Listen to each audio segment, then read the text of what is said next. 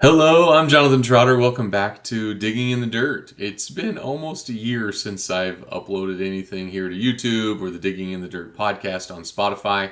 And that's because life happens and counseling practice is getting going and all of that stuff. But I had a cancellation today and I thought, hey, why don't I just jump back in? And I'm not going to put stuff on Spotify anymore because that just takes too much time. So I'm just going to record some videos and put them here on YouTube and share them on Facebook and things like that. So we're back in the book Digging in the Dirt.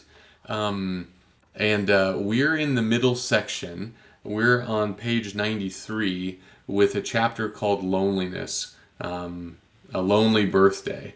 And so I'm just going to read it. And if you have any thoughts, questions, I'd love to hear it in the comments below. And maybe this will be a new little habit, and we'll go from there and we'll just kind of see.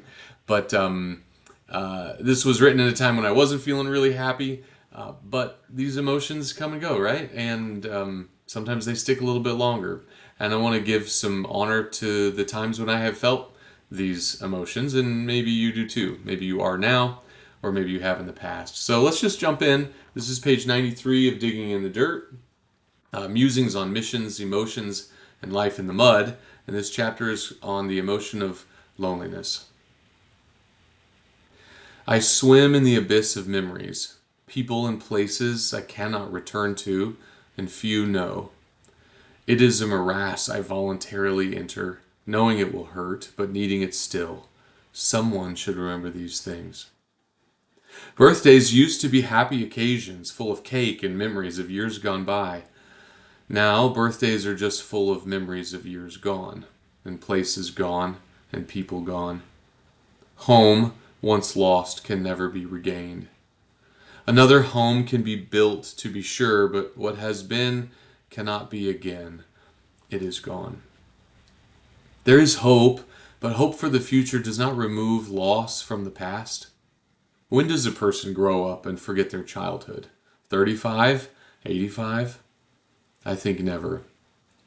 Something deep and strange happens when the heart goes back, when pictures show you things you remember feeling more than seeing. Like the faded painting on the wall of waterfowl and cattails that I haven't thought of in decades. My mom loved that painting. It feels peaceful, silently overwatching a family grow up and then leave. Another picture shows my late mom and dad in the kitchen, but what I see is the blue metal bowl with white speckles. It was part of the country kitchen I grew up in, the one with glass doors looking out upon green or brown or white, depending on the season. I see that bowl and hear the clank of metal spoon upon metal bowl, and I feel at home. No one else had metal bowls. Oh, how mysterious is the snapshot that elicits such emotions. I look at the photos slowly, seeing the details, looking for the background. The memories swarm and I let them. Something deep within is washed by these shadows of what was. I need this cleansing. I need to remember my moorings. I won't be getting a call from my mom on my birthday. She won't be telling me she's proud of me or asking about the grandkids. I won't hear about how her journey with God is growing and changing. My dad won't ask about my work or ministry.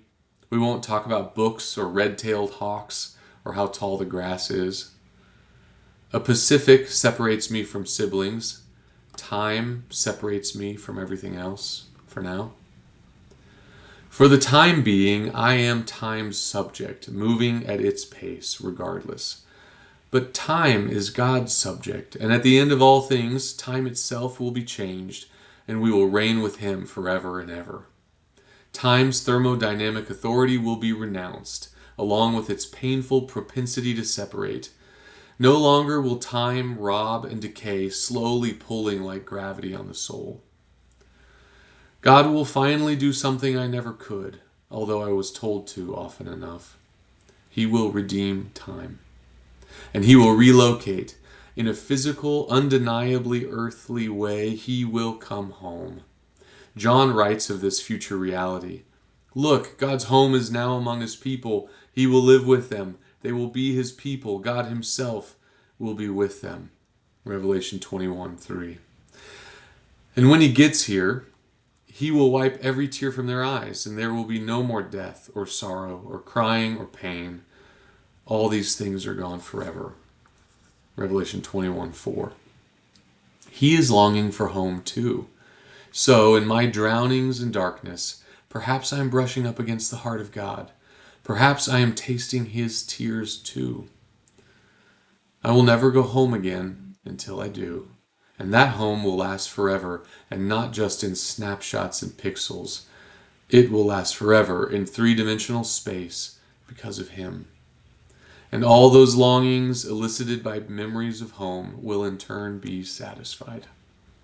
I will belong with my own place at the table. I will be at peace. I will be wanted. There will be a mutual desire for presence. I will desire to be with God, and he will desire to be with me. And then I'll find my mom and dad in a blue metal bowl, and we'll sit and talk forever about work and grandkids and maybe even grass. And we will be home.